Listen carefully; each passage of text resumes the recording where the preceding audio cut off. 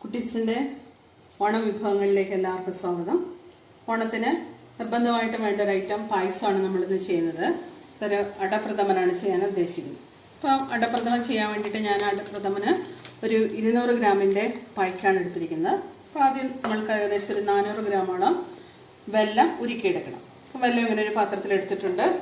അതിലേക്ക് ഒരു 1/4 ഗ്ലാസോളം വെള്ളം. ഒരുപാട് ഒഴിച്ച് കഴിഞ്ഞാൽ പിന്നെ നമ്മളിത് വറ്റിച്ചെടുക്കാനായിട്ട് ബുദ്ധിമുട്ടാകും. എന്നിട്ട് കുറച്ച് വെള്ളം ഒഴിച്ചിട്ടൊന്ന് സ്റ്റൗവിൽ വെച്ച് ഉരുക്കിയെടുക്കുക. നമ്മുടെ അട 200 ഗ്രാം ഇങ്ങനെ ഞാനൊരു അരിപ്പയിലേക്ക് ഇട്ടിട്ടുണ്ട്. എന്നിട്ട് ഇതിനെ ടാപ്പിൻ്റെ അടിയിൽ വെച്ചിട്ടൊന്ന് വൃത്തിയായിട്ട് കഴുകിയെടുക്കാം. പിന്നെ ഈ കഴുകിയെടുത്തിട്ടുള്ള അടയെ തിളച്ചുകൊണ്ടിരിക്കുന്ന ഒരു വെള്ളത്തിലേക്ക് വേണം ഇടാനായിട്ട്. ഒരു ചെരുവത്തിൽ നേരത്തെ വെള്ളം വെച്ച് നന്നായിട്ട് തിളയ്ക്കുന്നുണ്ട്. അപ്പോൾ അതിലേക്ക് ഇതങ്ങ് ഇട്ട് കൊടുക്കാം.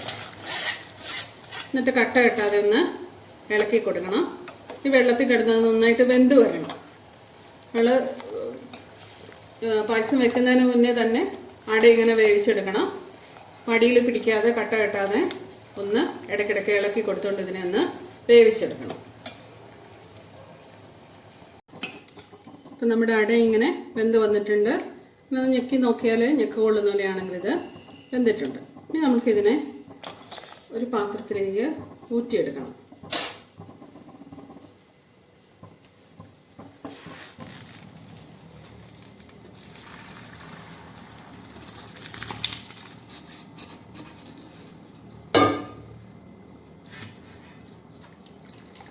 ഊറ്റിയിട്ടുണ്ട്. വീണ്ടും നമ്മൾ തിരിച്ചിട്ട് കുറച്ച് പച്ചവെള്ളം ഒഴിച്ചെടുക്കണം.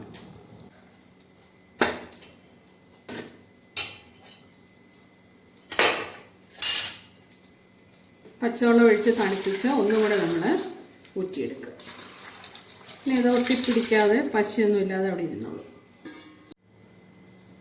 ഇപ്പം പായസം നമ്മൾ ചെയ്യുമ്പോഴുള്ള ഒരു വലിയ പണി എന്ന് പറയുന്നത് തേങ്ങ ചിരണ്ടി പാല് പിഴിഞ്ഞ് എടുത്ത് വെക്കലാണ്. അപ്പം ഞാൻ 2 തേങ്ങയാണ്, 200 ഗ്രാമിന് 2 തേങ്ങ, മുഴുത്ത തേങ്ങയാണ്, 2 തേങ്ങയാണ് എടുത്തിരിക്കുന്നത്. അതിൻ്റെ 1-ാം പാല് ഒരു 1.5 ഗ്ലാസോളം പാലെടുത്തിട്ടുണ്ട്. 2-ാം പാല് ഒരു 2.5 ഗ്ലാസോളം പാല്, 3-ാം പാല് അതുപോലെ ഒരു 3-3.5 ഗ്ലാസ് പാല് എടുത്തിട്ടുണ്ട്. ഈ പാലെടുത്ത് കഴിഞ്ഞാൽ നമ്മുടെ പ്രഥമൻ്റെ മെയിനായിട്ടുള്ള പണി കഴിഞ്ഞു. പിന്നെ അതൊന്ന് ഇളക്കി പ്രഥമനാക്കി എടുക്കേണ്ട പണിയേ ഉള്ളൂ. പായസം വയ്ക്കാൻ വേണ്ടിയിട്ട് ഞാൻ ഒരു ഉരുളിയാണ് എടുത്തേക്കുന്നത്. അപ്പം നമ്മൾ ഉരുക്കി വെച്ചിട്ടുള്ള വെല്ലം അത് ഉരുകി വന്നിട്ടുണ്ട്. ഇനി അതിനെ അങ്ങോട്ട് ഉരുളിയിലേക്ക് അരിച്ചൊഴിക്കുകയാണ് ചെയ്യുന്നത്. നല്ല ഒഴുക്കൊക്കെ ഉണ്ടെങ്കിൽ ഉരുളിയിലേക്ക് വെല്ലത്തിനെ ഇങ്ങനെ അരിച്ചൊഴിച്ചു.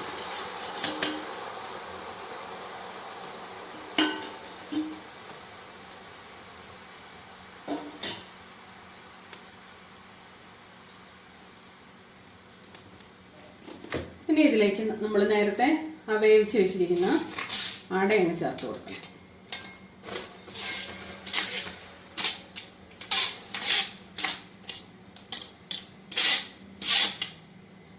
ഇതിനെ ഉരുളിയിലിട്ട് നന്നായിട്ട് ഇങ്ങനെ വരട്ടി ആ വെല്ലത്തിൻ്റെ വെള്ളമൊക്കെ വറ്റിച്ചെടുക്കണം. അന്നേരത്തേക്ക് ഈ അടയിൽ നന്നായിട്ട് ആ മധുരം ഒന്ന് പിടിച്ചു വരും.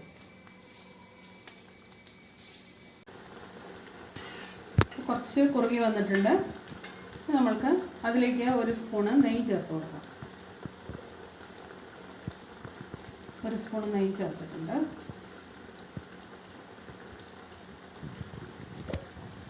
ഒരു സ്പൂണ് നെയ്യ് ചേർത്ത് എന്നിട്ട് ഒന്നുകൂടെ നമുക്ക് ഇങ്ങനെ ഒന്ന് വരട്ടിയെടുക്കാം. അപ്പോൾ ചട്ടിയിലൊന്നും അധികം പിടിക്കാതെ ഇങ്ങനെ വരണ്ട് കിട്ടും. ആ വെള്ളം അങ്ങ് പൂർണ്ണമായിട്ടും വറ്റിക്കോട്ടെ. ഇതിൻ്റെ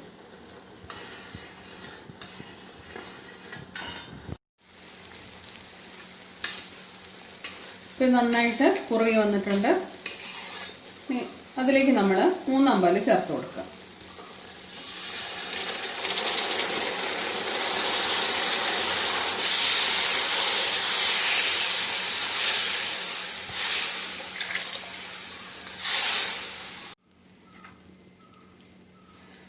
മൂന്നാം പാലും ചേർത്ത് കൊടുത്ത് ഇനി ഇതിൽ കിടന്നൊന്ന് തിളച്ചത് വറ്റി വരട്ടെ. നമ്മൾ മൂന്നാം പാൽ ഒഴിച്ച് അത് ഏകദേശം ഇത്രയും ഇങ്ങനെ വറ്റി വന്നിട്ടുണ്ട്. ഇപ്പോൾ സ്റ്റവേലോ അടുപ്പിലൊക്കെ വെച്ച് ചെയ്യുവാണെങ്കിൽ ഒരു ചെറിയ തീയിൽ കിടന്നിട്ട് ഇങ്ങനെ വറ്റി വരുന്നതാണ് നല്ലത്, പെട്ടെന്ന് തീ കത്തിച്ച് വറ്റി വരുത്തുന്നേക്കാളും. ഇനി അതിലേക്ക് നമ്മൾ രണ്ടാം പാൽ ഒഴിക്കുക. ഒരു 2.5 ഗ്ലാസ്സോളം രണ്ടാം പാൽ എടുത്ത് വെച്ചാണ്.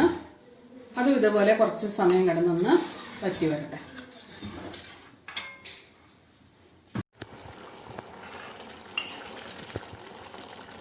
രണ്ടാം പാൽ ഒഴിച്ചിങ്ങനെ കുറുകി വന്നിട്ടുണ്ട്. ഇനി ഇതിലേക്ക് നമുക്ക് ഒന്നാം പാൽ ചേർത്ത് കൊടുക്കാം.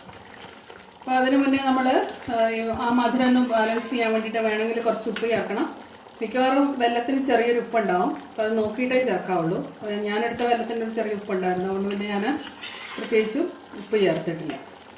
അപ്പോൾ അതിലേക്ക് നമുക്ക് ഒന്നാം പാൽ എടുത്ത് ഒഴിക്കാം. അപ്പോൾ അത് ഞാനൊരു 1.5 ഗ്ലാസ് ഒന്നാം പാൽ എടുത്ത് വെച്ചിരുന്നതാണ്, അതങ്ങോട്ട് ഒഴിച്ചു കൊടുക്കാം. ഇത് ഒഴിച്ചിട്ട് അധികം തിളയ്ക്കേണ്ട കാര്യമില്ല. പിന്നെ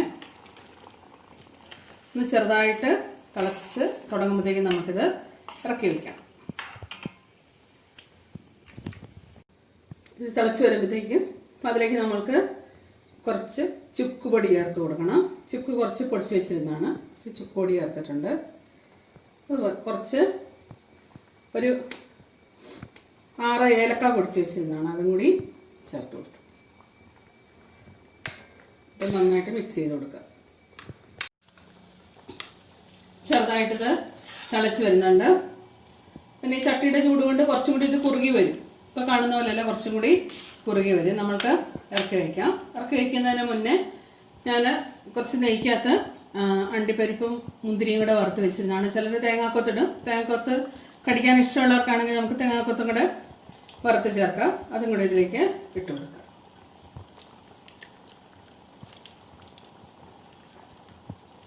എന്നിട്ട് നമുക്ക് ഇറക്കി വയ്ക്കാം. അങ്ങനെ നമ്മുടെ അടപ്രഥമൻ തയ്യാറായിട്ടുണ്ട്.